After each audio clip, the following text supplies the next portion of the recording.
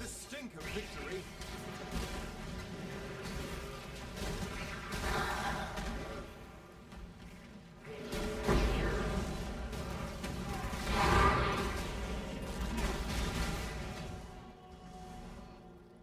Duval understood power and risk. Chaos within chaos.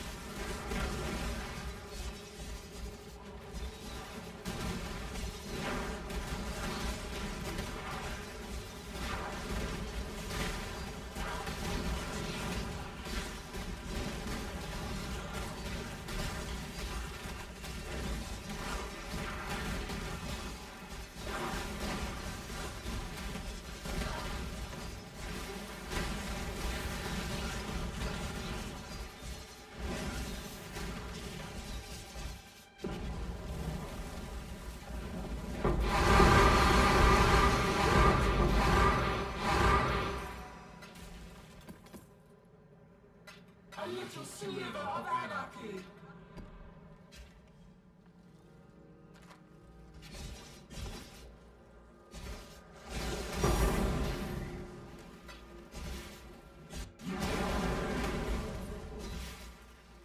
I can't do this just yet.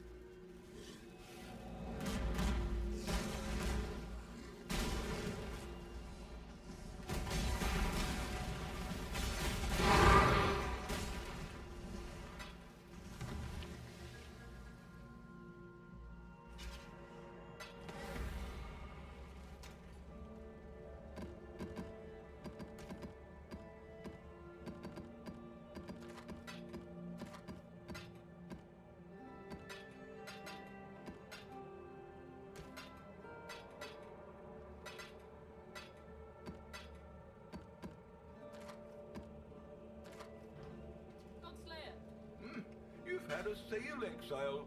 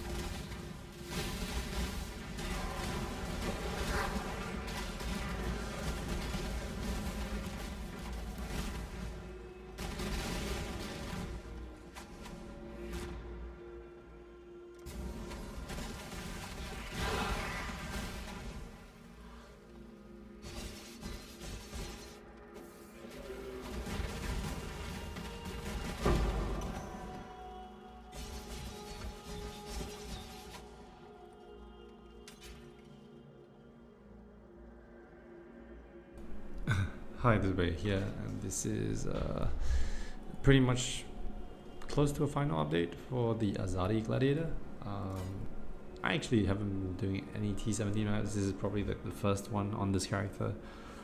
It's made out to be really tanky. I'll explain why later, but at the same time, I'm not really comfortable with 3.4k life. Probably need some points to allocate nodes here to get like maybe. I would say once it's 4k I would actually feel kind of comfortable, but 3.4 is just way too low at the moment. Yeah, I'm gonna explain how this build works, how the damage scales, as well as how the defenses work.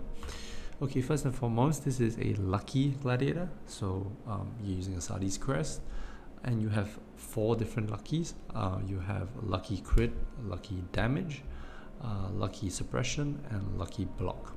Now I can definitely do better in some of these aspects. Right now, lucky block is the only thing that's really capped. Lucky crit is at like effectiveness maybe 92%, which is not great. Maybe 95 would be nice.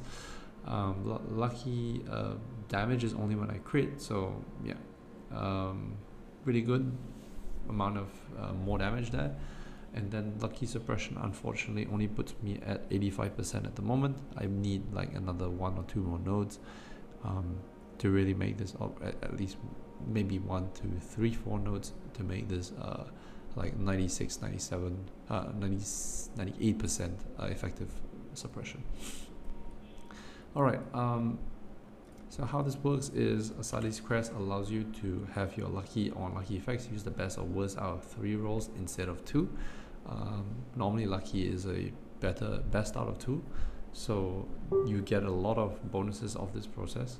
You get like pretty much you roll 3 times on your lightning damage, you roll 3 times on your crit chance, you roll 3 times on your suppression, and you roll 3 times on your block.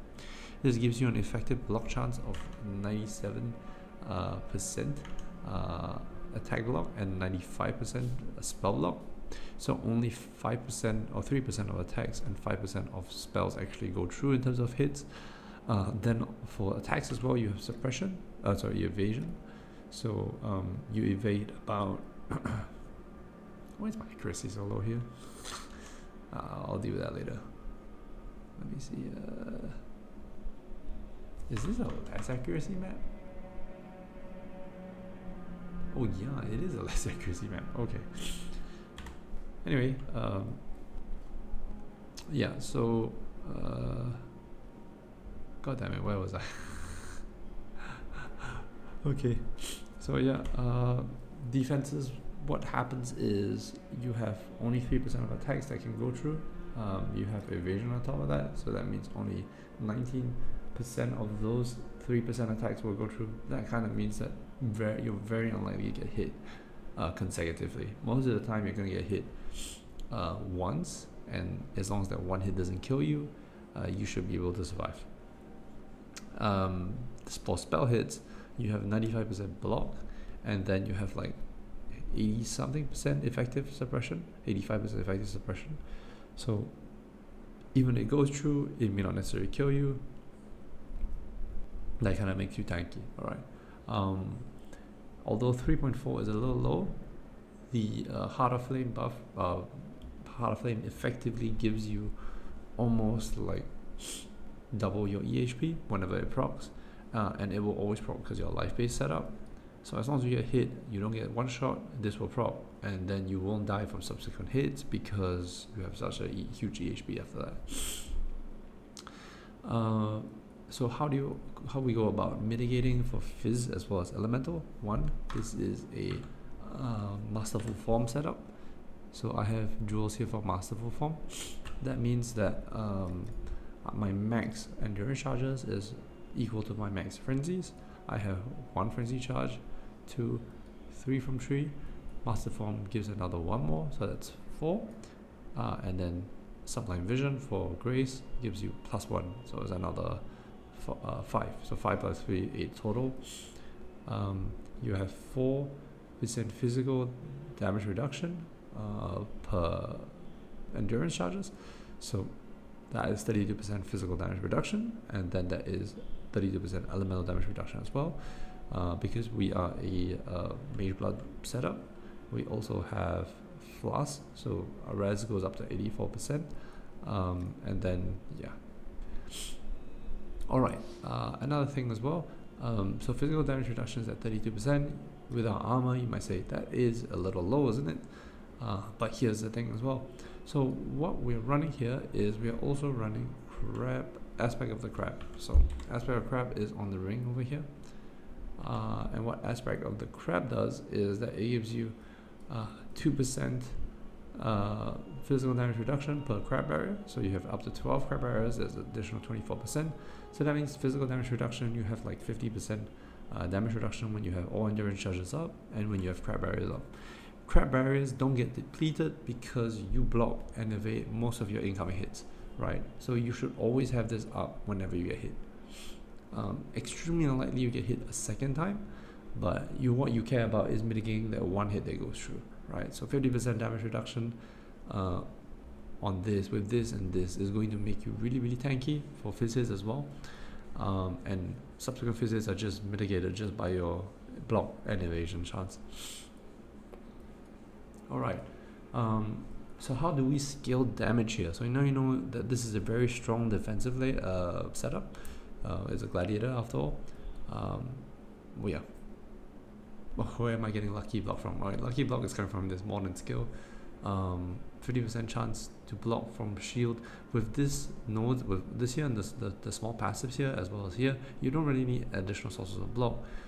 With Versatile Combatant, you hit 66 on 65, right? 65, 65 or 66, 65.